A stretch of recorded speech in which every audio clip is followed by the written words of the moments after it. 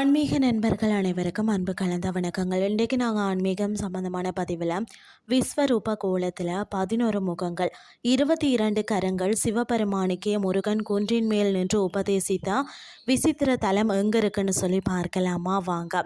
அதாவது பார்த்திங்கன்னா, பொதுவாக நாம் முருகன் கோயிலுக்கு சென்றால் ஒரு முகமும் 4 கரங்களும் அல்லது 6 முகங்களும் 12 கரங்களும் கொண்ட சண்முகரை நாம் தரிசிச்சிருப்போம்.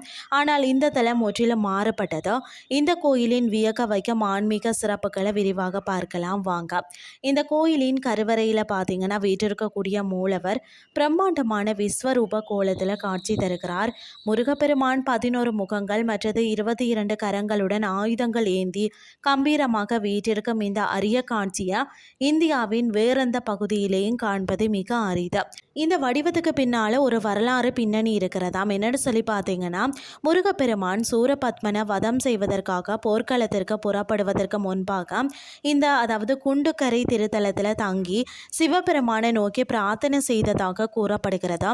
அந்த போர்க்களத்தின் போதுதான் அவர் எடுத்த விஸ்வரூப வடிவமே இந்த 11 முகங்களும் 22 கரங்களுமாக.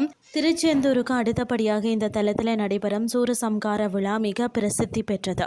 சுவாமிமலையின் முருகன் தனது தந்தை சிவபெருமானுக்கு பிரணவ மந்திரத்தின் அதாவது ஓம் பொருளை உபதேசம் செய்த போதுதான் தந்தை பார்த்தீங்கன்னா அமர்ந்திருக்க முருகன் அருகில் நின்று உபதேசித்த வழக்கம்.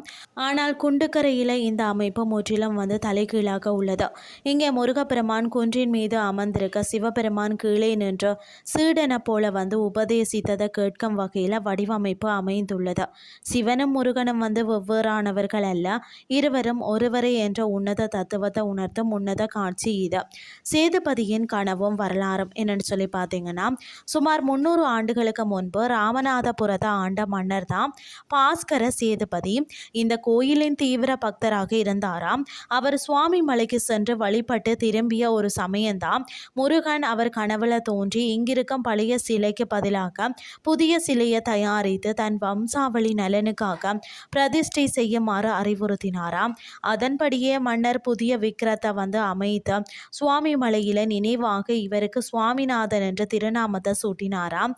அதாவது பார்த்தீங்கன்னா, இந்த தலத்தில் எழுந்தருளியுள்ள துர்க்கை அம்மன் மற்றொரு தனி சிறப்பு என்னன்னு சொல்லி பார்த்தீங்கன்னா, 7 அடி உயரத்துடன் 18 கரங்களை கொண்டு அசுரனை வதம் செய்த கோலத்தில் வீற்றிருக்கிறாராம். சித்திரை மாதத்தின் முதல் நாளில் இங்கு நடைபெறும் பூச்சொரிதல் விழா மற்றது நவராத்திரி நாட்களில் அம்பிகைக்கு செய்யப்படக்கூடிய காய்கறிகளான சாகம்பரி அலங்காரம் ஆகியவற்றை காண ஆயிரக்கணக்கான பக்தர்கள் திரள்வது வழக்கமாக இருக்கிறது. அசைக்க முடியாத பிரார்த்தனை பலன்கள் என்னன்னு சொல்லி பார்த்தீங்கன்னா, கல்வி மேன்மை. கல்வியில் பின்தங்கி இருக்கக்கூடிய மாணவர்கள் இந்த தலத்து முருகனை வழிபட்டாலே அதாவது மந்த புத்தி நீங்கி கல்வியில் சிறந்து விளங்கி உயர் பதவிகளை அடைவர் என்பது நம்பிக்கையான ஒரு விஷயம். மற்றது மன ஆரோக்கியம். மனநலம் சார்ந்த குறைபாடுகள் அல்லது மன உளைச்சலால் பாதிக்கப்படுறவங்களை இந்த கோயிலுக்கு அழைத்து இங்குள்ள புனித தீர்த்தத்தை வணங்கினாலே அவர்கள் விரைவில் குணமடைவார்கள் என்பது பக்தர்களின் அசைக்க முடியாத நம்பிக்கையாக இருக்கிறது.